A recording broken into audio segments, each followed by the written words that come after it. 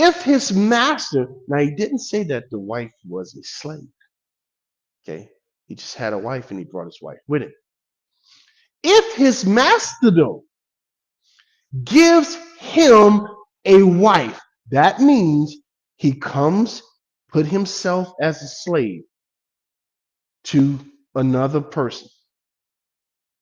While he's a slave, he takes a wife from his master. So the woman was a slave and he was a slave. While they're both slaves, they get married. And then they have children. Okay, you got the picture? Both are slaves. They come together. They start having all these children. And the wife and her children, listen to this, friends. The wife and the children shall be her masters. Do they belong to the man slave, the male slave? No. He shall go out by himself. Now, what is God talking about? Is he still talking about slavery? Not the kind you think. So let me help you. All right. So Jesus comes into this world, right? And Jesus is a slave to God. Jesus meets up with his bride. You say it's the church. No, it's every believer. Remember, the Jew and the Gentile is going to be one in Christ over in Ephesians. So it's just one single bride. But let's just say it's the church. All right. So he comes in. He marries her. Remember what the Father said? The whole book of Hosea is about this, about God being married to Israel. So there's two marriages in the Bible, just two. There's one where God marries Israel to be a light for the nations. The second marriage is between God, the Son, and all believers. Now, it doesn't make a difference if the believer is a Jew or Gentile. It's God and Israel, the wife. Then you have the Jesus and all the rest of the believers. So one has nation. The Father, God, is married to a nation or nations. And he happened to start with the firstborn. That's what he meant when he says Israel to Pharaoh. What did he tell Pharaoh? Israel is my what? My firstborn. Israel is the firstborn of many nations to come.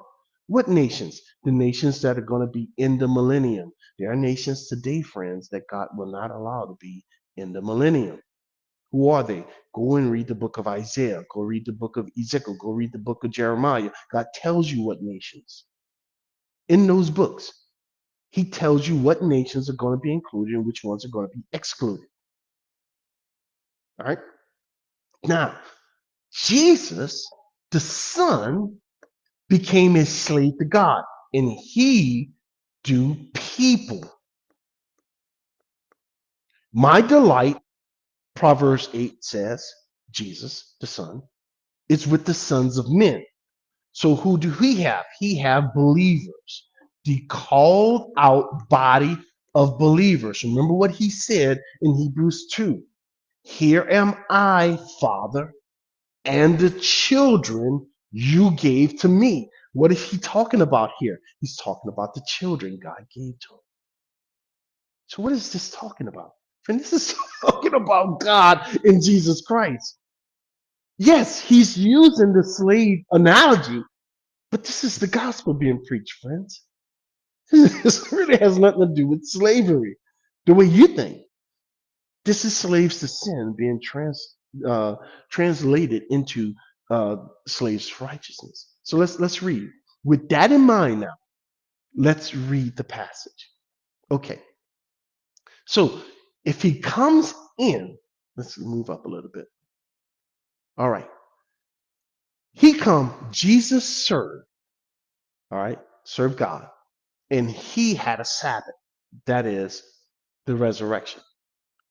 He pays nothing. He goes out by himself. If he comes in by himself, he goes out by himself. But Jesus got married while he was here. Who did he marry? He married believers. That's who he married. He married believers. God got married. Who did God marry? God said, I'm married to Israel. So both the Father and the Son got married. So he's not by himself. Now, in the beginning, he was by himself.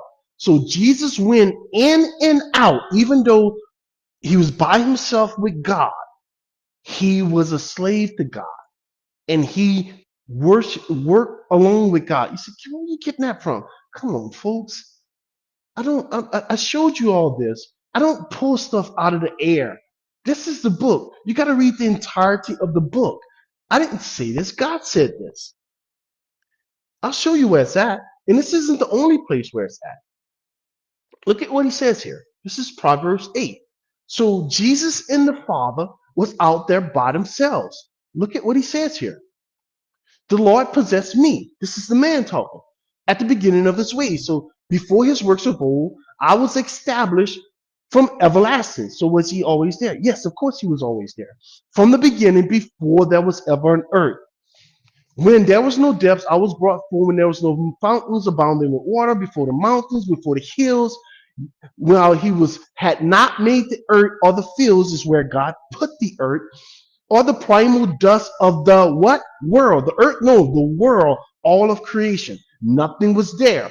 When he prepared the heavens, that means the heavens wasn't created. What about it, God? Jesus, I was there. When he drew a circle around the face of the deep. What is he talking about? He's talking about where God put the world, that is the heavens and the earth, the spiritual creation and the physical creation.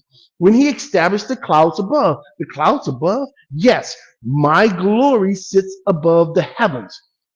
When he strengthened the foundations of the deep, that is, he set, God says, I fasten the world and the earth to its foundation. When he assigned the sea its limit so that the waters would not transgress his command, when he marked out the foundations of the earth, then at that time, when God was doing all this, what? I was beside him. Who was beside him? Jesus is talking here, friends. It's Christ, the anointed one. And what were you doing, Jesus? I was the master craftsman. It was me God was using to do all these things. God was speaking. He was speaking through my mouth, using my vocal cords. When God was fastening things with his hands, he was using my hands. That's what Jesus is saying right here. And I was the Father's daily delight. Who did the Father delight in? The Son that he was using. Rejoicing always before him. So when he talks about in verse 2 about coming in and out before God and going back by himself, this is the time he was talking about. This is what he's talking about.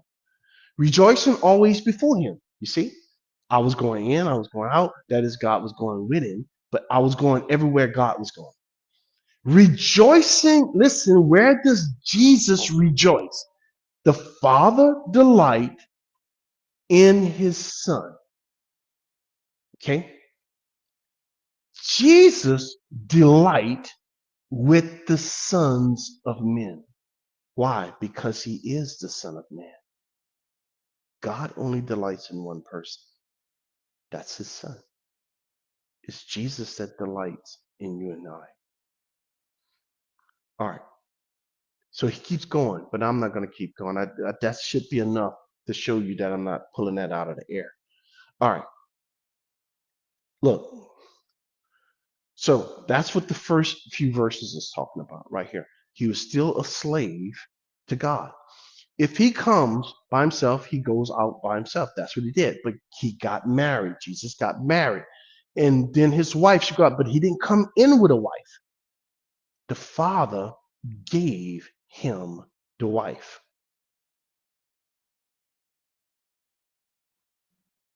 Watch this. The Father gave it to him. The wife.